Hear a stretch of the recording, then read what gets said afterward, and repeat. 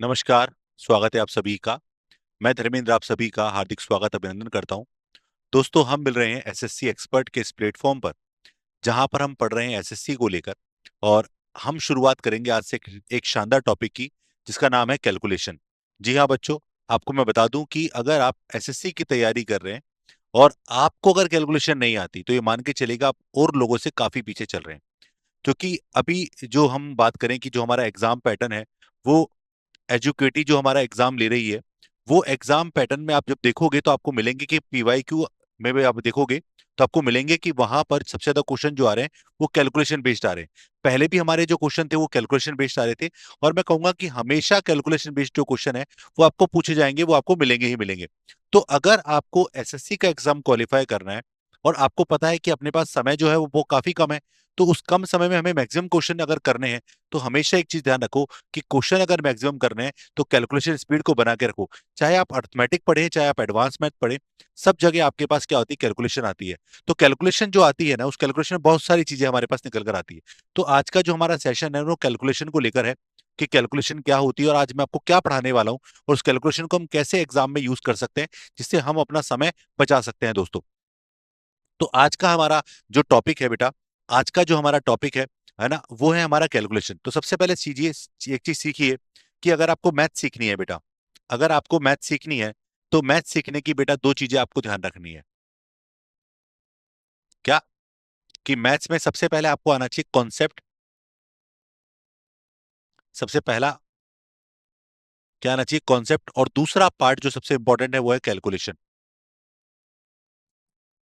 क्या है? कैलकुलेशन।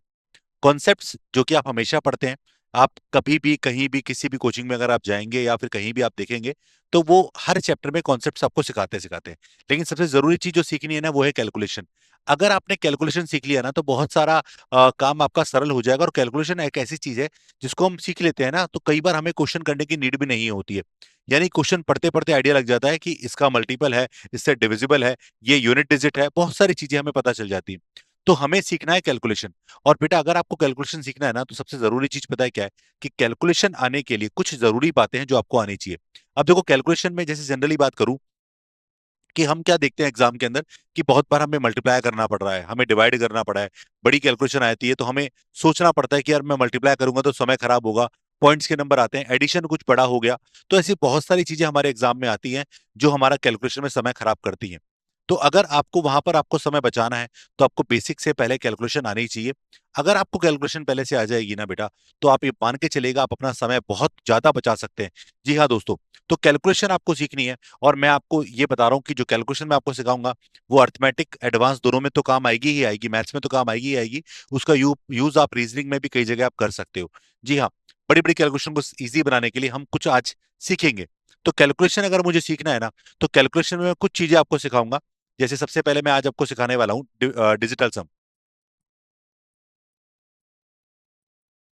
ये सुना होगा, अगर कोई बच्चा एसएससी की तैयारी कर रहा है और उसने अगर ये नहीं पढ़ा, तो इसका मतलब ये है कि उसने कुछ नहीं पढ़ा है। बाकी तो परसेंटेज प्रॉफिट एंड लॉस तो आप जीवन में पूरे जीवन पर पढ़ते ही पढ़ते हैं। लेकिन अगर आपने ये नहीं सीखा ना डिजिटल सम क्या होता है, इसका यूज कैसे करते हैं, तो आप ये मान के चलिए आप एसएससी की तैयारी कर ही नहीं रहे। और आपका ये फायदा और अदर एग्जाम में भी होता ही होता है, मिलता ही मिलता है। ठीक है। उसके बाद अभी मैं आपको तीन चीजें बताऊंगा जो मेन सबसे जरूरी है। दूसरा है डिविजिबिलिटी, और तीसरा है रिमाइंडर।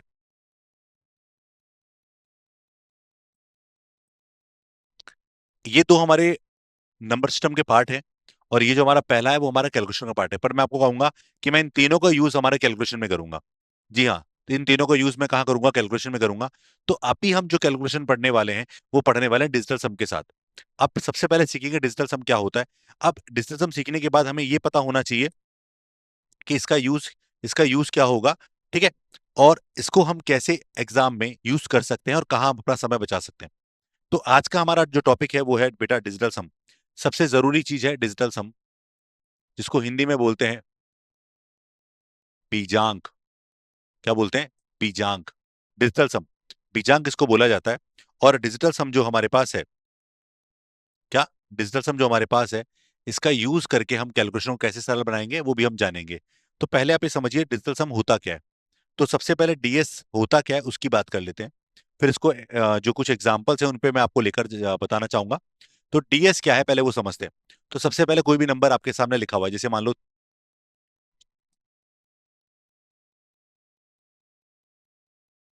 ये कोई नंबर है, इसका डीएस निकालते हैं। तो डीएस क्या होता है अब देखना जरा, सीखोगे आप लोग क्या होगा। इसके अंकों को जोड़ो।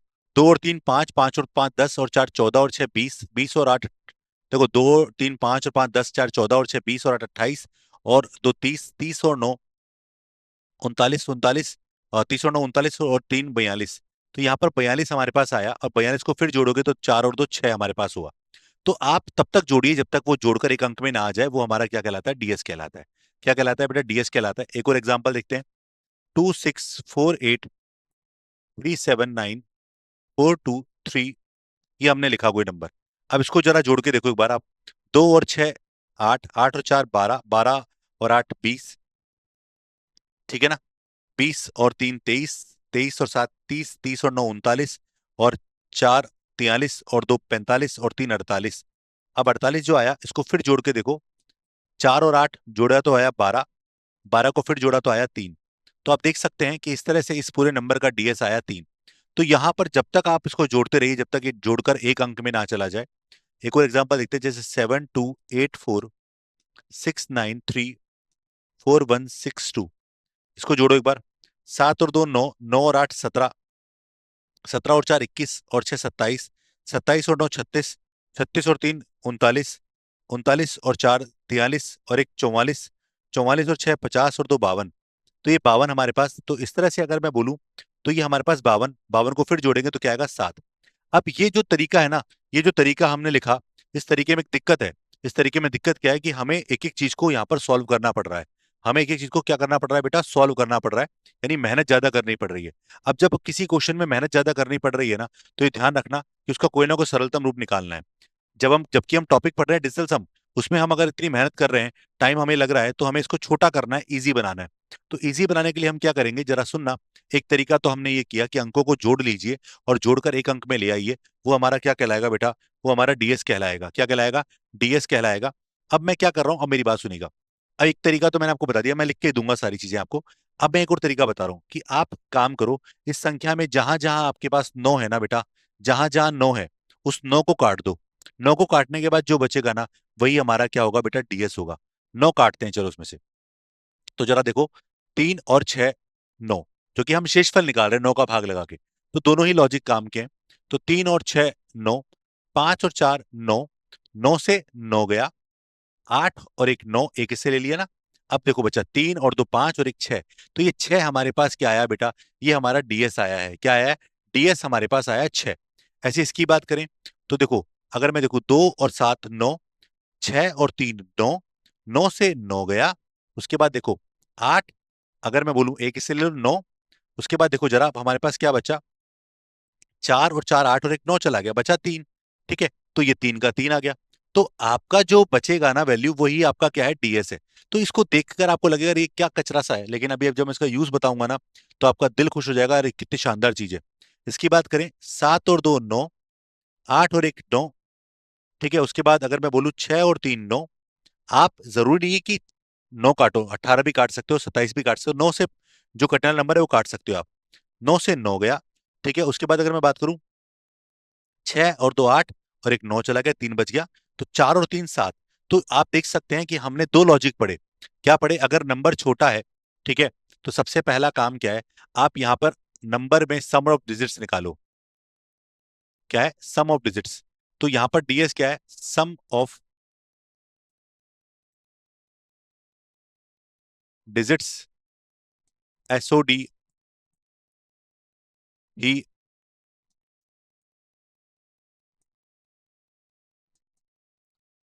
डिजिटल सम होता है। पहला पॉइंट तो ये, अंकों का योग ही डिजिटल सम कहलाता है, पहला पॉइंट ये। और दूसरा पॉइंट क्या है, दूसरा पॉइंट, अगर मैं बोलूं संख्या से, यानी नंबर में अगर संख्या में 9 का डिवाइड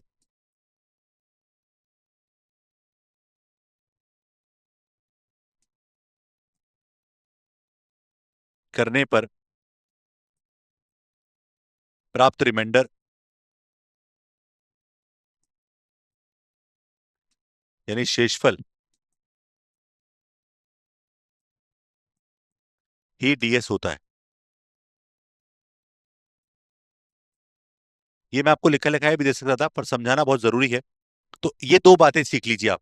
क्या सीख लीजिए? कि संख्या में से अगर नौ नौ काट दिए, नौ का डिवाइड करने का मतलब यही है कि यहां पर नौ से काटने का मतलब नौ से डिवाइड। ये नौ का स्पेशल नियम भी है कि किसी संख्या में से अगर नौ, अगर किसी संख्या में से अगर नौ काट दिया जाए तो प्राप्त जो शेषफल बचेगा ना, नौ काट दिया जाए तो प्राप्त नंबर जो बचेगा ना वो शेषफल कहलाएगा।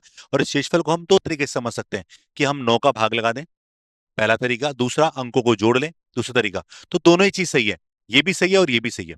अब आपके मन में आएगा कि सर इसका यूज क्या है, इसका यूज कैसे कर सकते हैं हम लोग। तो मैं एक छोटा सा एग्जांपल आपको बताना चाहूंगा और उसके बाद मैं आपको बताऊंगा कि कैसे इसको हम अलग अलग क्वेश्चंस में यूज कर सकते हैं। ठीक है? तो डीएस के फंडामेंटल को अगर मैं लूं तो एक छोटी सी बात सुनना और समझना। जैसे अगर मैं बोलूं कि भैया मैं अपने पेरेंट्स की संतान हूं, मुझे अगर ये जस्टिफाई करना है कि मैं उन्हीं की संतान हूं, तो मैं कैसे जस्टिफाई करूंगा? लीगल तरीके से बात करूं तो एक होता है डीएनए टेस्ट। क्या होता है? DNA test. तो डीएसपी क्या करता है? एक तरह से डीएनए टेस्ट का काम करता है।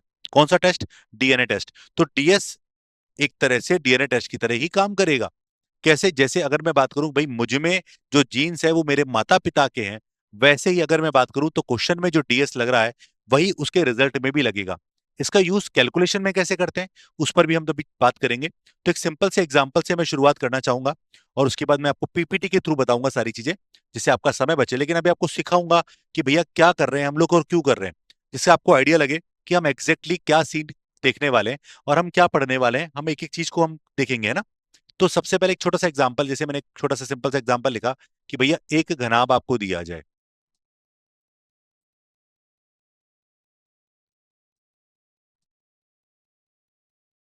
क्या है? क्यूबॉइड। एक घनाभ की लंबाई बराबर 65, चौड़ाई बराबर 55। ये मेरा बड़ा बहुत प्यारा क्वेश्चन है, मेरे को बड़ा इंपॉर्टेंट क्वेश्चन है ये। वह ऊंचाई 35, ये सब सेंटीमीटर में है। ये सब सेंटीमीटर में है। तो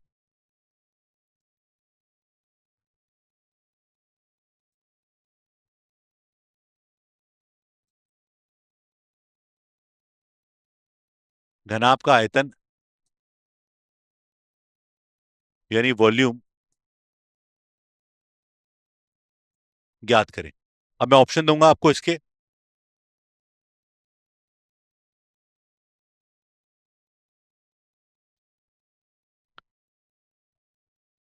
तो इसके ऑप्शन सबसे जरूरी है ना, मैं ऑप्शन देता हूं आपको। 125, 025, ऑप्शन टू 125, 125, ऑप्शन सी 125, 325 और ऑप्शन डी 125, 525। ये अपने पास चार ऑप्शन हैं, आपको ये दिया गया है। अब मैं आपसे पूछता हूं कि भाई आप कैसे करेंगे। आप मुझे बताइए कि आप इसका आंसर कैसे निकालेंगे। तो सबसे पहली चीज ये है कि आप बोलोगे सब कि सर घनाभ का आयतन का फॉर्मूला जो होता है वो क्या होता है, वो लगा लेंगे और फिर आंसर निकाल लेंगे। तो मैं घनाभ के आयतन की बात करूं, जैसे मान लेते हैं कि आपको इसका फॉर्मूला पता है। तो घनाभ का आयतन जो होता है बेटा, वॉल्यूम जो होता है ना, वो होता है एल गुणा बी गुणा एच। आयतन होता है लंबाई गुणा चौड़ाई गुणा ऊंचाई। तो घनाभ का आयतन जो होता है ना बेटा, वो होता है एल गुणा बी गुणा एच। तो यहाँ पर अपने पास एल का मान भी होता है, अपने पास बी का मान भी होता है और अपने पास एच का मान भी होता है। तीनों मान इस क्वेश्चन में आपको दिए गए। तो आप इन तीनों मानों को यहाँ रख लीजिए। तो आप ऐसे ही करते हैं ना, जैसे अभी आपको पता चलेगा। भाई जो बिगिनर हैं, जो बच्चे तैयारी करना शुरू करेंगे ना, उनको ये बातें जाननी बहुत जरूरी है कि वो क्या करते थे और वो क्या कर रहे हैं और उनको क्या करना चाहिए। तो आपने घनाभ की लंबाई चौड़ाई और ऊंचाई तीनों मान इसमें रख दिए। अब तीनों मान रखने के बाद मैं आपसे पूछूं कि आप आगे क्या करोगे, तो आप सभी जवाब देंगे कि सर हम आगे जाके मल्टीप्लाई करेंगे। मैं आप सभी से पूछूं कि आप आगे जाके क्या करेंगे, तो आपका जवाब होगा कि सर हम आगे जाकर मल्टीप्लाई करेंगे, डेफिनेटली मल्टीप्लाई करेंगे। हाँ या ना, सोच के देखो एक बार। आप क्या करेंगे? आपका जवाब होगा कि सर हम मल्टीप्लाई ही करेंगे। करेक्ट ना? लेकिन अगर मान लो एग्जाम में ऐसे नंबर मल्टीप्लाई कर रहे हैं और ऑप्शन अपने पास इस तरह के हैं, ठीक है। तो आप मल्टीप्लाई करने में अगर थोड़ी सी भी गलती करते हो ना, तो पूरा का पूरा क्वेश्चन गलत होता है। लॉजिक सुनना मेरा, क्या बोलना चाह रहा हूं मैं। अगर आप क्वेश्चन करने जा रहे हैं, घनाभ का आयतन निकालने जा रहे हैं, तो घनाभ का आयतन होता है लंबाई गुणा चौड़ाई गुणा ऊंचाई। आप में से लगभग सब बच्चे जो होंगे वो शुरुआत में यही सोचेंगे कि हमें इसको मल्टीप्लाई करना है, और आपको सिखाया भी ज्यादा है कई जगह कि आप मल्टीप्लाई कर लो। अरे लेकिन मल्टीप्लाई करने में समय कितना खर्च हो रहा है। अगर आप कॉम्पिटेटिव एग्जाम की तैयारी कर रहे हैं और आपके पास समय कम है, टाइम कम है, तो बेटा आप पॉसिबल है क्या कि आप इसको मल्टीप्लाई बहुत फास्ट कर सकते हैं। तो आप जानते हैं कि जल्दबाजी में गलती हो सकती है, तो कुछ ऐसी चीज सिखाई जाए कि आप इस क्वेश्चन को पूरा सॉल्व करने की बजाय आप इसको शॉर्ट में सॉल्व करें और इसका आंसर निकाल लें। तो मैं उसी पर बात करने जा रहा हूं। तो अगर आपने मान लो इसको मल्टीप्लाई करने में टाइम वेस्ट किया, तो हो सकता है यहाँ पर टाइम तो वेस्ट हो गया होगा, साथ में हो सकता है जल्दबाजी में आप गलती भी कर बैठो। तो आपको करना क्या है, जो मैं सिखा रहा हूं वो सुनो। आपको करना यह है बेटा कि आपको इस नंबर को गुणा नहीं करना है। आपको क्या करना है, इन नंबर को रिप्लेस करना है विद डीएस। इन नंबर्स के डीएस से रिप्लेस करना है, और रिप्लेस करके आप एक नया नंबर क्रिएट करें, और उस नंबर एक नया नंबर क्रिएट करें और उस नंबर का ही इस्तेमाल करें। उस नंबर का ही इस्तेमाल करें और कैलकुलेशन फिर करें। देखो, जैसे सबसे पहले 65, तो 65 का डीएस क्या होता है, 6 और 3 9, या ऐसे बोलो 6 और 5 11, टोटल करो। 6 और 5 11, 11 में एक और एक दो। मैंने अभी क्या बोला, 6 और 3 इससे ले लो 9, बचेगा 2। तो इसका नंबर का डीएस आएगा 2, चाहे आप कुछ भी कर लो, डीएस आएगा 2। आगे देखो, 5 और 5, 10, 10 का मतलब कितना होता है, 10 का मतलब 1 और 0 1 होता है, तो इसका डीएस होता है बेटा 1। और यहाँ पर 5 और 3 8, 5 और 3 8, तो बेटा इस पूरे नंबर को आपने रिप्लेस किया 2 1 और 8 के साथ में। यानी अगर आप इसका डीएस निकालें तो ये नंबर आएगा, और ये नंबर जब आएगा बेटा, तो इन सबको मल्टीप्लाई करके देखो, मुझे बताओ, पहले तो बताओ कि इसको मल्टीप्लाई करना ज्यादा इजी है कि इसको ज्यादा मल्टीप्लाई करना ज्यादा इजी है। तो आप बोलोगे सर ये नीचे वाले नंबर को मल्टीप्लाई करना इजी है। तो ये सोचो कि मैंने छोटे नंबर आपको दिए हैं, अब ये छोटे नंबर को आपको गुणा करने को कहा, और आप अगर आपको इससे बड़े नंबर मिलते तो आपका समय कितना बर्बाद होता। आपको मैं बता दूं, एसएससी में ऑनलाइन पेपर के अंदर कई बार ऐसे क्वेश्चन भी आ जाते हैं कि आपको लिखा होता है 5426 मल्टीप्लाई बाय 8374। अब आप इसको मल्टीप्लाई करें, पॉइंट्स में आ सकता है। तो वहां बताओ समय खराब होगा कि नहीं होगा, होगा। तो सबसे पहली चीज हमें कैलकुलेशन आनी चाहिए, क्योंकि जब आप, जो बच्चे पहले तैयारी कर चुके हैं वो जानते हैं कि हर क्वेश्चन में, मैथ्स के हर क्वेश्चन में कैलकुलेशन बहुत अहम रोल अदा करती है, यानी कैलकुलेशन बहुत ज्यादा आती है। तो उस कैलकुलेशन से बचने के लिए हम ये सब चीज सीख रहे हैं। तो यहाँ पर जरा देखना एक बार। तो यहां पर इसका कैलकुलेशन करो, 8, 2 एकम 2, 2 8 16। अब बताओ 16 आया। अब जहां नंबर 9 से बड़ा दिखे, मैं फिर कहूंगा आपको कि जब भी नंबर आपको 9 से बड़ा दिखे, तो आप उसका क्या निकाल लो, डीएस निकाल लो। तो बेटा इसका डीएस कितना आ गया, 7। क्या आ गया, 7। तो इस पूरे नंबर की अगर बात करूं, तो 6 और 5 11 का 2 हो गया, 5 और 5 10 का 1 हो गया, 3 और 5 का 8 हो गया। अगर मैं बोलूं इनको गुणा करें, तो हो सकता है गलती हो जाए, बट आप इन छोटे नंबर को गुणा करेंगे तो शायद गलती ना हो। तो यहाँ पर डीएस कितना आ गया, 16, मतलब 16 आ गया, और 16 का डीएस कितना आ गया, 7 आ गया। अभी मैंने आपको कहा था कि अगर मुझे जस्टिफाई करना है कि मेरे पेरेंट्स हैं, कैसे जस्टिफाई करूंगा, तो मैं जस्टिफाई करूंगा बेटा किसके थ्रू, डीएनए टेस्ट के थ्रू। तो अब इस क्वेश्चन में भी डीएनए टेस्ट करने जा रहा हूं। क्या ये बताने जा रहा हूं कि बेटा अगर इस क्वेश्चन को सॉल्व करना होता, तो इसका एक नंबर आता, कोई भी एक आंसर होता है इनमें से। पर एक बात सुनो, जो भी सही आंसर होगा, जो भी बेटा सही आंसर होगा इनमें से, उसका डीएस भी कितना आएगा, 7 आएगा, क्योंकि इससे जो नंबर बनेगा उस नंबर में डीएस यानी कितना पहुंचेगा, 7 पहुंचेगा। तो यहां पर जो भी बेटा सही आंसर है ना, उसका डीएस भी क्या होगा, 7 होगा। मैं आपको बता रहा हूं, ये चीज आपने बहुत कम जगह, अगर आपने देखी होगी तो बहुत कम जगह देखी होगी, और सब लोग सीधा वही परसेंटेज से शुरू करते हैं। लेकिन आप ये ध्यान रखो, ये सब यूज जो हम कर रहे हैं कैलकुलेशन का, ये आपको आगे जाकर परसेंटेज में, प्रॉफिट एंड लॉस में, सिंपल इंटरेस्ट में, कंपाउंड इंटरेस्ट में, यानी जहां जहां कैलकुलेशन आएगी वहां वहां इन सबका यूज नंबर सिस्टम में कर सकते हैं। आज मैं आपको कुछ क्वेश्चन भी करवाऊंगा। तो देखो, यहां पर जो भी आंसर सही है उसका डीएस आएगा बेटा 7। तो ऑप्शन चेक करो, देखो डीएस 7 किसका आ रहा है। तो देखो, 5 और 2 7 और 2 9, 5 और 1 6। क्या ये सही आंसर है, क्या नहीं है। 5 और 2 7 और एक 8 और एक 9, 5 और 2 7, ये आंसर हो सकता है, क्योंकि 7 आ गया ना, हो सकता है, अभी गारंटी नहीं दे रहा मैं, बट मे बी। ठीक है, 5 और 2 7 और 2 9, 5 और 3 8 और एक 9, ये तो नहीं हो सकता। 5 और 2 7 और 2 9, 5 और 4 9, बचा एक और एक 2। तो यहां पर कौन सा आंसर हुआ बेटा, ऑप्शन नंबर बी। अब मैं आपको बता दूं, ऐसे बहुत बार एग्जाम में क्वेश्चंस मिलेंगे जिनका एक ही ऑप्शन ऐसा होगा जो पूरा पूरा सेटिस्फाई करेगा। अभी आपके मन में डाउट आ सकता है कि सर ऐसे दो ऑप्शन हुए या तीन ऑप्शन हुए तो क्या करेंगे? तो पॉसिबिलिटी और भी है हमारे पास। मैंने आपको अभी कुछ चीजें बोली थी, मैंने आपको तीन चीजें बोली थी जो मैं आपको पढ़ाऊंगा पहले कैलकुलेशन में। वो है डिजिटल सम, ठीक है, दूसरा मैं आपको क्या पढ़ाऊंगा, मैं आपको पढ़ाऊंगा डिविजिबिलिटी, और तीसरा रिमाइंडर पढ़ाऊंगा। ये तीन बातें मैं आपको बता चुका हूं। मैं तीन बातें में से एक जो पढ़ा रहा हूं वो है डिजिटल सम। तो ये जरूरी नहीं है कि डिजिटल सम जो है हमारा, जो डिजिटल सम जो है वो हर बार काम करे, लेकिन मैं आपको बताऊं बहुत सारी जगह डीएस आपका काम करता है, क्योंकि आपको समय बचाना है। और ये कैसे पता चलेगा कि डीएस लगाना है कि नहीं लगाना, ये भी सब मैं आपको बताऊंगा, धीरे धीरे सिखाऊंगा। एक बार में नहीं बता पाऊंगा, पर मैं धीरे धीरे जब ये पूरा लेक्चर आपको समझाऊंगा तो आगे आगे चीज आपके आती जाएंगी कि हाँ इसका यूज कर सकते हैं, ऐसे यूज कर सकते हैं। तो आगे जाकर आपको धीरे धीरे चीजें क्या है समझनी है। तो आपको यही सब सिखाना चाहता हूं मैं कि आप कैसे इन चीजों को फास्ट और आसान कर सकते हैं। तो एक सिंपल सा एग्जांपल आपके सामने लिखा और मैंने आपके सामने सॉल्व कर दिया। तो आप सोचो कि इस क्वेश्चन को करने में अगर समय बच रहा है तो आगे जाकर बहुत सारे क्वेश्चन ऐसे होंगे जिसमें आपका समय बचेगा। जैसे एक क्वेश्चन की बात करना चाहूंगा जो क्वेश्चन पहले एग्जाम में भी आया हुआ है। बहुत सारे क्वेश्चन लाया हूं मैं, बट एक ही करके ही बता पाऊंगा मैं आपको। जैसे कि ये क्वेश्चन है, आपने इस क्वेश्चन को देखा हो पहले? क्या है ये क्वेश्चन? देखो जरा। ये क्वेश्चन है बेटा कि 1004 का स्क्वायर माइनस 998 का स्क्वायर क्या होगा, मतलब माइनस करने पर क्या होगा। तो अगर मैं आपसे पूछूं इसका आंसर क्या होगा, तो आप में से बहुत सारे बच्चे इस क्वेश्चन का आंसर निकालते समय क्या करेंगे, कैलकुलेशन करेंगे। कैसे करेंगे भाई? कि ये ए स्क्वायर ये माइनस का बी स्क्वायर, यही करोगे कि नहीं करोगे?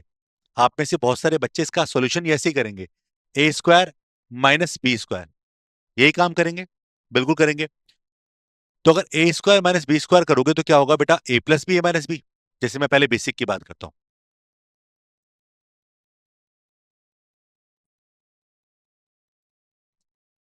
ए स्क्वायर माइनस बी स्क्वायर बराबर ए प्लस बी और ए माइनस बी। ये फॉर्मूला होता है हमारा ए स्क्वायर माइनस बी स्क्वायर का। ठीक है, यहां पर ए का मान और बी का मान दोनों का मान दिया हुआ है। तो बेटा एक पहला पद है, दूसरा बी है। ये भी तब तब आता है बच्चों को जब उसने बेसिक पढ़ा होता है। लेकिन अभी मैंने आपको एक तरीका सिखाया डीएस। तो डीएस जो तरीका मैंने सिखाया उससे आपको ये भी करने की जरूरत तो नहीं है। क्यों? देखना अभी। अभी आपके सामने नंबर लिखा हुआ है, उसको पढ़ते हैं एक बार हम। यू आर गिवन 1004 माइनस 998 का स्क्वायर। तो सबसे पहले क्या करिए, इन नंबर्स को मत पढ़िए, इनके डीएस को पढ़िए।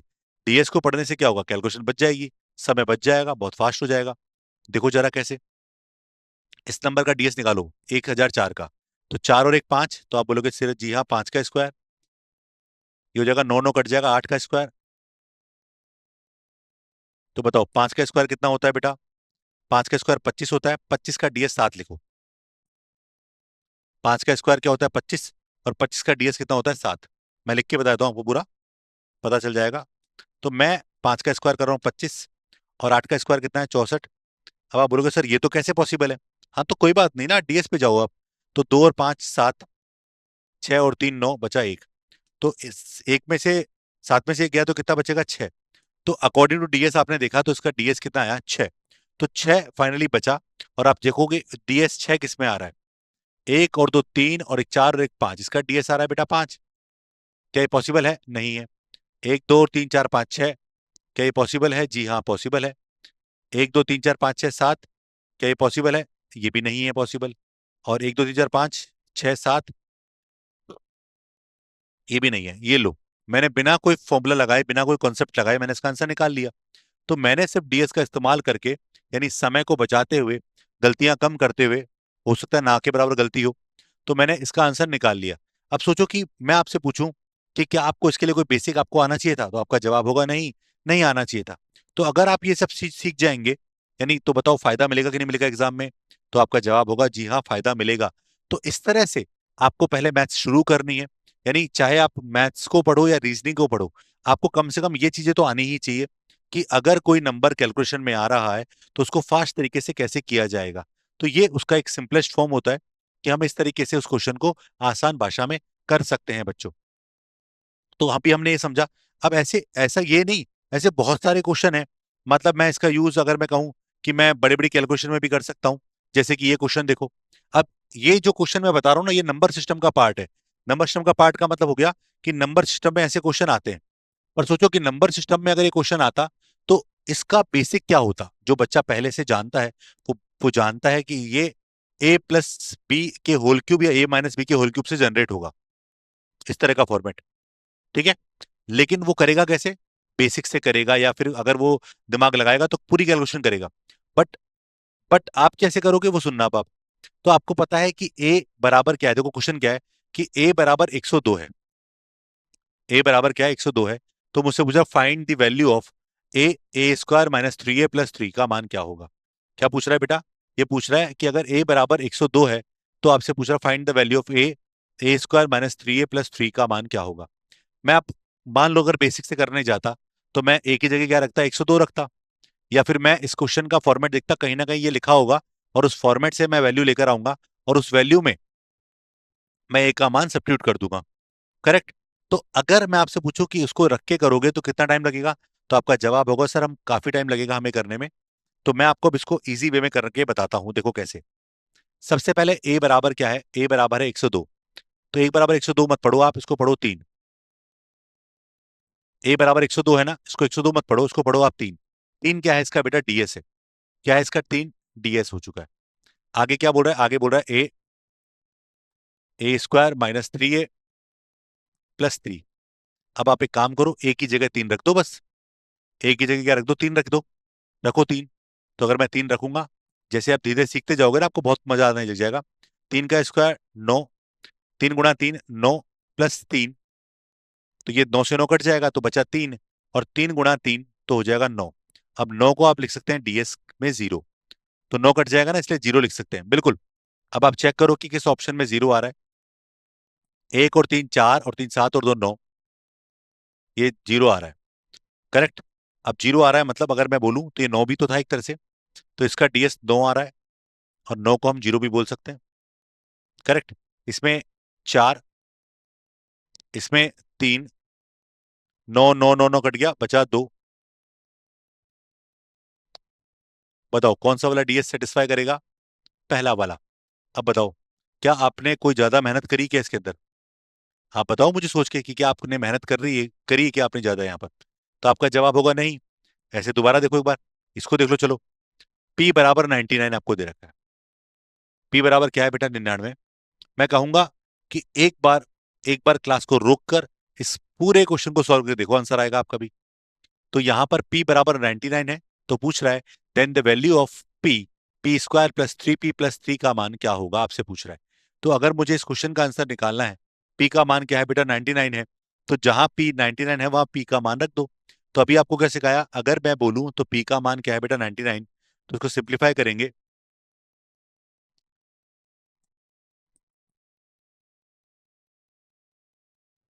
99 का डीएस कितना हो गया बेटा? 0 हो गया। तो यहां पर आएगा P square plus 3p plus 3। तो बेटा p का मान 0 रखा। अंदर कुछ भी करो कोई मतलब है क्या? बिल्कुल नहीं है। क्या आएगा? 0। क्योंकि आप जानते हैं जीरो को जब किसी से मल्टीप्लाई किया जाता है तो वो अपने आप में क्या होता है बेटा? 0 होता है। तो ये हमारे पास 0 हो गया। अब चेक करो किस में 0 आ रहा है। तो देखो क्या आएगा बेटा? 9 9 9 कट गया। 8 या 24, 24 का डीएस होता है बेटा 6। नहीं है काम का, 0 आना चाहिए। सब 9 कट गए तो 0 हो सकता है। 9 3 बार है कट गया, 8 3 बार है 24 का 6। 9 3 बार है, 8 3 बार है 6। तो आंसर क्या आंसर आएगा बेटा? Option number B. बताइए अब। तो बेटा हम जो डीएस पढ़ रहे हैं ना, वो डीएस सच में बहुत शानदार है। ये तो हमारी पहली क्लास है डीएस की या कैलकुलेशन की अगर मैं कहूँ, तो ये तो अभी स्टार्टिंग है।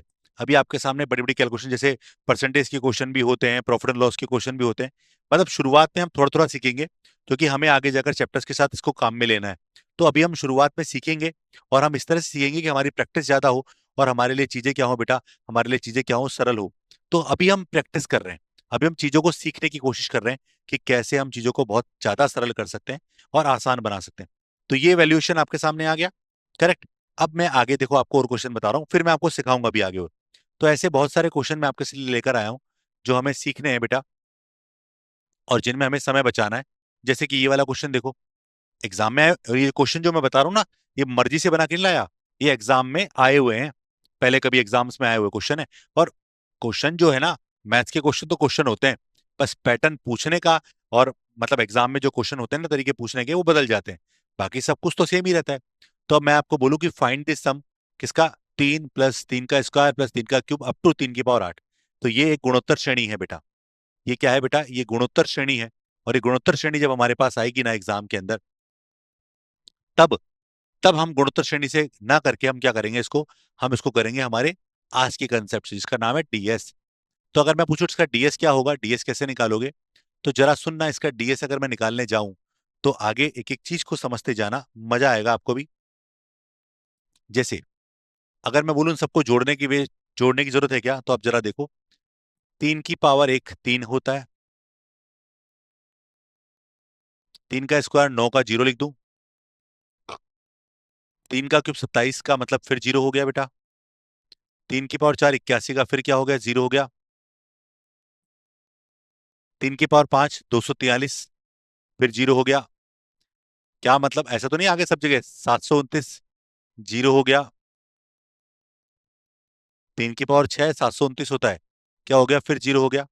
तो आप देखेंगे 3 की पावर 7 और 3 की पावर 8 फिर से क्या हो जाएगा बेटा, फिर से आप देखोगे हमारे पास क्या हो जाएगा भाई, 3 की पावर 2 9, 3 का क्यूब 27 27 का मतलब 0, 3 की पावर 4 81।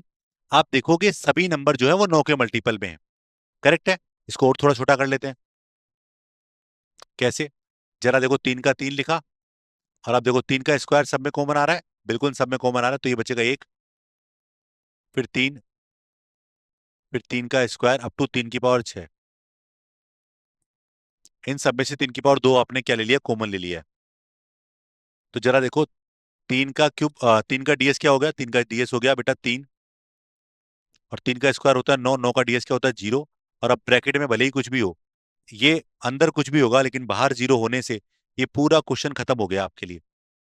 तो बचा क्या, बचा हमारे पास 3 + 0, तो आंसर आएगा 3, मतलब डीएस आएगा 3। तो इसका डीएस भी आ गया 3। हम सब क्वेश्चन में डीएस लगा रहे हैं, हम हर क्वेश्चन में क्या लगा रहे हैं बेटा, डीएस लगा रहे हैं। तो यहाँ पर 3 आएगा। अब चेक करो कि भैया किस ऑप्शन में 3 आएगा, और अभी हो सकता है कि 2 ऑप्शन में 3 आ जाए, बट करके देखो एक बार, बिना करे तो अब कैसे जज करोगे आप। तो जरा देखो, 6 12 6 18, 18 का मतलब हो गया बेटा 0, यानी पहला ऑप्शन तो आंसर नहीं है। लीव, 6 और 3 9, बचेगा 3, 5 और 3 8, लीव, आंसर नहीं है। 9 8 4, मतलब 9 गया, और इसके बाद अगर मैं बात करूं, वहां 8 और एक 9 बच गया 3, इट मे पॉसिबल, गारंटी तो अभी लास्ट वाला बताएगा। 8 और एक 9 बचा 4, कांट पॉसिबल। तो बताओ ऑप्शन कौन सा हो गया, सी। अब बताओ आप, कि ऐसे बड़े बड़े क्वेश्चनों को अगर आप इस तरीके से करेंगे तो आपको ज्यादा इंटरेस्टिंग लग रहा है, कि या फिर अगर आप क्वेश्चनों को पूरा डिटेल में करने जाएंगे तो वो ज्यादा इंटरेस्टिंग लग रहा है। तो मेरे ख्याल से मतलब मुझे लगता है ऐसा कि आपको ये पसंद आ रहा होगा। ये बहुत शानदार कंसेप्ट है, यानी शुरुआत की 5 7 मिनट को देख के तो लग रहा होगा ना क्या ही पढ़ेंगे अपन आज, लेकिन अब देख के लग रहा है यार क्या शानदार चीज है। तो डीएस का इस्तेमाल एक तरह से डीएनए टेस्ट की तरह कर रहे हैं। तो क्वेश्चन जो डीएस दे रहा है, अभी आप परेशान मत होइएगा, मैं आपको वो भी बताऊंगा कि अगर ऑप्शन, अगर डीएस में एक से ज्यादा हो जाए, वैसे तो देखते ही पता चल जाएगा कि आपको डीएस लगाना है या नहीं लगाना। ठीक है, मैं हिंट दे लो, दे ही देता हूं आपको। डीएस लगाने से पहले आपको पहले ऑप्शन चेक करने होंगे, डीएस लगाने से पहले ही आपको ऑप्शन चेक करने होंगे कि कौन सा ऑप्शन आपका ऐसा है, या ऐसे मान लो कि डीएस लगाने से पहले आपको देखना पड़ेगा कि क्या सभी ऑप्शन का डीएस सेम है कि डिफरेंट है। यानी अर्थमेटिक में तो लगाते हो, एडवांस मैथ में बहुत ज्यादा यूज कर लेते हो उसका आप। एडवांस मैथ में कहाँ पर नंबर सिस्टम में आप चाहो तो यूज कर सकते हो, या फिर एडवांस मैथ में अगर बात करें अलजेब्रा में यूज कर सकते हो, ट्रिग्नोमेट्री में इन सब का यूज होता है, बहुत सारी चीजों का यूज होता है। तो अभी हम ये सीख रहे थे। अब मैं सबसे पहले बात बताऊं, आप है ना, देखो, डीएस का इस्तेमाल सब जगह करेंगे। डीएस का इस्तेमाल आप जोड़ने में घट करेंगे, डीएस का इस्तेमाल आप घटाने में करेंगे। ठीक है, क्या कहा, डीएस का इस्तेमाल आप जोड़ने में करेंगे, डीएस का इस्तेमाल आप घटाने में करेंगे, है ना। ऐसी अगर मैं आगे बात करूं, डीएस का इस्तेमाल आप गुणा करने में भी करेंगे, तब तक कहीं दिक्कत नहीं आएगी। पर डीएस का इस्तेमाल जैसे आप भाग में करोगे तो आपको दिक्कत आएगी। तो सबसे पहले अगर जोड़ने घटाने और घटाने और गुणा करने में दिक्कत नहीं है, वो मैं आपको एग्जांपल बता चुका हूं। मैं क्वेश्चन कराऊंगा तो आपको और मजा आएगा, लेकिन अब मैं मेन चीज है जो डीएस का यूज भाग में, बाकी स्क्वायर में मैं आपको एक क्वेश्चन करवा चुका हूँ। स्क्वायर में आएगा, क्यूब में आएगा, स्क्वायर रूट में आएगा, क्यूब रूट सब में आएगा इसका यूज। तो डीएस का इस्तेमाल जो है ना बेटा, डीएस का इस्तेमाल आप कैलकुलेशन के हर पोर्शन में कर सकते हैं। जैसे कि एक एग्जांपल मैं आपको बता चुका हूँ, गुणा के रूप में बता चुका हूँ। ठीक है, डीएस का इस्तेमाल मैं आपको बता चुका हूँ, और आगे जाकर मैं आपको और भी जगह बताने वाला हूँ। तो आपको धीरे धीरे मैं सारी चीजें करवाने वाला हूँ, है ना। आ जाओ। तो अभी डीएस का इस्तेमाल अब मैं भाग में बताने वाला हूँ अब। तो डीएस का यूज इन भाग।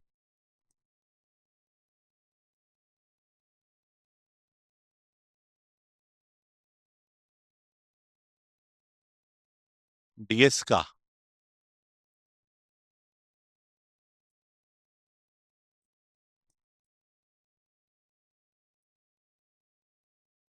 कैसे करेंगे, तो मेन चीज है कि डीएस में कैसे, इसमें कैसे करेंगे। तो सबसे पहले आपको अंश बटे हर के रूप में देखना है। कैसे में देखना है बेटा, अंश बटे हर के रूप में देखना है। और अगर आपको अंश बटे हर के रूप में जाना है तो सबसे पहले ध्यान रखो, यदि हर में, पहला केस, हर जानते हो, अंश बटा हर, न्यूमरेटर बटा डिनोमिनेटर। ठीक है, डिनोमिनेटर यदि हर में, ठीक है, जरूरत नहीं है वैसे इतना जानने की। यदि हर में क्या है बेटा, दो आए, क्या है, दो आए, तो उस दो को आपको रिप्लेस करना है, दो को आपको हटाना है वहां से। हटाना कैसे, हटेगा तो वैसे भी नहीं। तो आपको दो को क्या बनाना है, दो को आपको एक बनाना है। क्योंकि बटे में अगर मैं बोलूं तो हर किसी नंबर के बटे में एक होता है, या नहीं है तो होना चाहिए। हर किसी नंबर के बटे में एक है, नहीं है तो होना चाहिए। तो उसके बटे में, अगर आपके बटे में पहले से ही दो आ रहा है और आपको एक लाना है, क्या लाना है बेटा, एक लाना है, तो आप क्या करेंगे, तो अगर बटे में आपको एक लाना है, दो के बटे में अगर आपको एक लाना है, मतलब दो को एक लाना है, तो क्या करोगे, दो को आप गुणा करें पांच से। किससे गुणा करें, पांच से। ठीक है, अगर दो है तो पांच से गुणा करें। इसका मतलब है कि पांच है तो दो से गुणा करें, क्यों, क्योंकि दो को अगर पांच से गुणा करोगे, दो पंजे दस हो जाएगा। क्या हो जाएगा, दो पंजे दस हो जाएगा। और नीचे अगर पांच दो से गुणा करो तो भी दस हो जाएगा। ऐसी अगर बात करूं, चार है तो सात से, चार से 28, और सात है तो चार से, ऐसे आठ है तो आठ से। क्यों, अगर बटे में दो है तो पांच से गुणा करें, पांच है तो दो से गुणा करें, चार है तो सात से गुणा करें, सात है तो चार से गुणा करें, आठ है तो आठ से गुणा करें। यदि अब देखो, यदि हर में,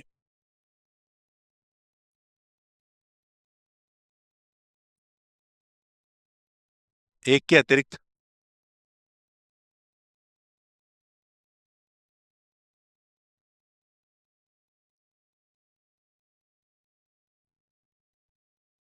कोई अन्य डीएस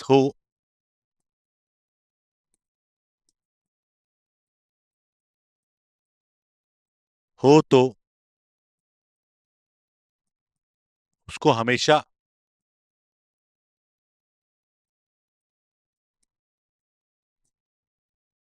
एक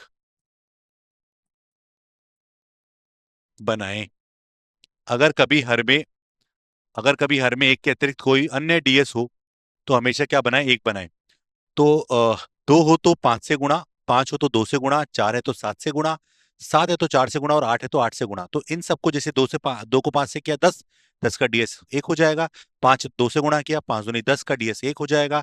चार सत्ते अट्ठाईस, अट्ठाईस का डीएस फिर करोगे एक हो जाएगा। यानी मैंने इसको हर बार एक बनाया है। लेकिन आपके दिमाग में होगा कि अगर तीन, छह और नौ यानी जीरो होगा तो क्या करना है।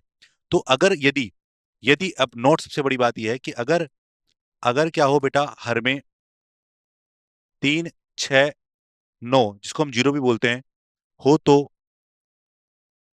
पहले,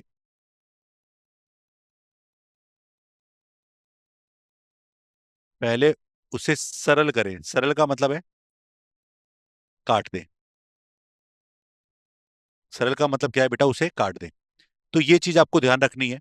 और इसको लेकर अब हम कुछ कुछ एग्जाम्पल की बात करेंगे कि आपको बता दूं कि बटे वाले नंबर पे जो क्वेश्चन आते हैं वो किस तरह के आते हैं। तो एग्जाम्पल देखोगे तो कई सारे एग्जाम्पल हैं हमारे पास। अब देखो, आज की क्लास में ज्यादा कुछ हम वैसे पढ़ेंगे नहीं, बस इतना जरूरी चीजें जो हमें डिस्कस करेंगे। जैसे क्वेश्चन है, 31% ऑफ 260 गुणा क्वेश्चन मार्क बराबर 12,896 आपको इस साथ सामने लिखा हुआ है। आपको पूछ रहा है कि इनमें से क्या आंसर होगा। यानी क्वेश्चन मार्क के स्थान पर आपसे पूछा जा रहा है कि क्वेश्चन मार्क के स्थान पर क्या वैल्यू आनी चाहिए। तो सबसे पहले क्या करूंगा मैं, सबसे पहले इस क्वेश्चन को देखने से पहले मैं हमेशा ऑप्शन देखूंगा। ये मैंने आपको बताया कि डीएस का इस्तेमाल कब कर सकते हैं और कब नहीं कर सकते। तो इस बात के बारे में मैं आपको पहले भी बता चुका हूं कि भैया डीएस को देखने के लिए पहले आप हमेशा ऑप्शंस को देखो। देखो ऑप्शन में सबका डीएस अगर अलग अलग है, जैसे 1 और 5 मिलाकर कितना हुआ डीएस 6, 1 और 4 मिलाकर डीएस कितना हुआ 5, 1 और 6 मिलाकर डीएस कितना हुआ 7, और 1 और 8 मिलाकर डीएस कितना हुआ बेटा 0। तो आप देखो यहाँ पर इन सबका डीएस हमारे पास आ चुका है, सबका डीएस अलग अलग है। तो अगर मैंने डीएस निकाला तो सेम क्वेश्चन को फॉलो करिए और देखिए डीएस किसका अपने पास इनमें से कोई आ रहा है। तो क्वेश्चन है कि बेटा 31% ऑफ 260, इसका क्वेश्चन मार्क, मैं एक्स लिख देता हूं उसकी जगह, बराबर 12,896। ये आपके सामने लिखा हुआ है। अब आपको बोल रहा है सॉल्व इट, तो क्या करें देखो जरा। सबसे पहले इसका डीएस निकालो, 3 और 1 4, ऑफ का मतलब जानते हैं गुणा होता है, 6 और 2 8। हाँ, किसी के मन में परसेंटेज का कहा क्या हुआ, तो परसेंटेज के लिए बटे में 100 आएगा, और बटे में 100 का मतलब कितना होता है बेटा 1 होता है। ठीक है, गुणा एक्स बराबर इसका डीएस निकालो, देखो 9 गया, 8 और 1 9 गया, 6 और 2 8, ये आ गया डीएस। तो मैंने डीएस के रूप में लिखा है इसको, करेक्ट। अब जरा देखो 8 चौक 32, 32 का डीएस होता है बेटा 5, कितना होता है 5 होता है। भाई 8 गुणा 4 32, 32 का डीएस क्या होता है 5 होता है। ठीक है, गुणा एक्स,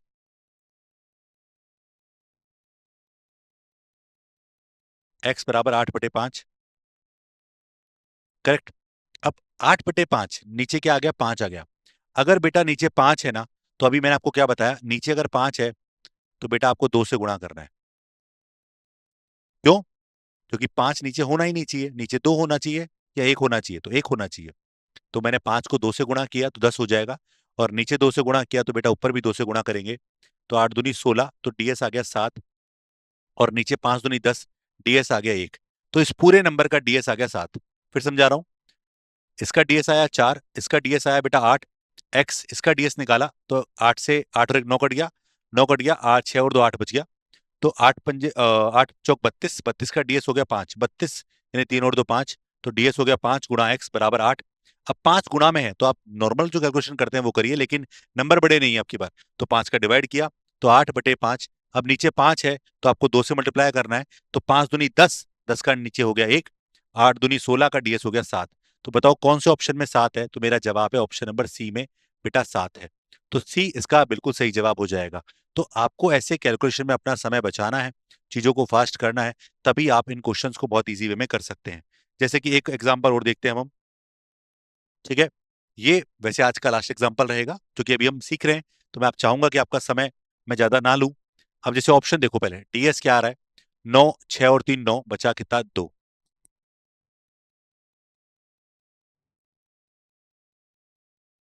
9 और 9 कट गया, बचा 6, 5, 8 और 1 9, बचा 1। सबका डीएस अलग अलग है, तो आप डीएस का इस्तेमाल कर सकते हैं इस पूरे क्वेश्चन में। तो लगा दीजिए, तो इसका डीएस निकालो, देखो 1 और 8 9, बचा 2। अच्छा, पॉइंट का क्या हुआ, पॉइंट का बटे में 0 आएगा, वही 10 आएगा, तो क्या हो जाएगा 1 हो जाएगा। इसका डीएस 8 और 1 9 यानी 7, -6 और 3 9, बचा 2, 5 और 4 9, बचा 1, 5 और 1 6, 20 का 2, और क्वेश्चन मार्क का एक्स, करेक्ट। आप एक और चीज आप कैसे भी कर लो, बस इधर ना कैलकुलेशन का प्रोसीजर जो है ना वो सही रखना है आपको। 7 दूनी 14 का 5, 6 दूनी 12 का 3, 2 गुणा एक्स, तो 5 में से 3 गया तो 2, तो 2 गुणा एक्स बराबर 2, तो एक्स का मान आ गया 2/2, कितना आया 1, ये तो ऑटोमेटिक आ गया। तो एक देखो किस में है, ऑप्शन नंबर डी। तो ऑप्शन नंबर डी इसका बिल्कुल सही जवाब है। तो आप अपने आप देख पा रहे हैं कि आपको आपको समझ में आ रहा होगा कि मैं कैसे अपना समय बचा रहा हूं, कैसे मैं चीजें बहुत सरल कर रहा हूं। तो आप देखिए कि बहुत आसान तरीके से कैलकुलेशन करने के लिए आप डीएस का इस्तेमाल करिए। नंबर सिस्टम में तो काम आएगा आएगा, लेकिन जो लैंग्वेज बेस्ड बड़े क्वेश्चन आएंगे चाहे परसेंटेज के हो, उसके लिए मैं आपको कहूंगा कि आप अगला लेक्चर जरूर देखिएगा। लेकिन परसेंटेज में इसका इस्तेमाल, प्रॉफिट एंड लॉस में इसका इस्तेमाल, सब में इसका इस्तेमाल मैं कैसे करूंगा वो मैं आपको अगले लेक्चर में बताऊंगा। ठीक है, तब तक मैं आपसे विदा चाहूंगा, और मैं चाहूंगा कि आप जरूर ये वीडियो अपने दोस्तों तक जरूर शेयर करें, उनको भी पता चले कि किस तरह से मैथ्स को बहुत आसान किया जा सकता है। चलिए, अभी मैं आप लोगों से विदा चाहता हूं। धन्यवाद।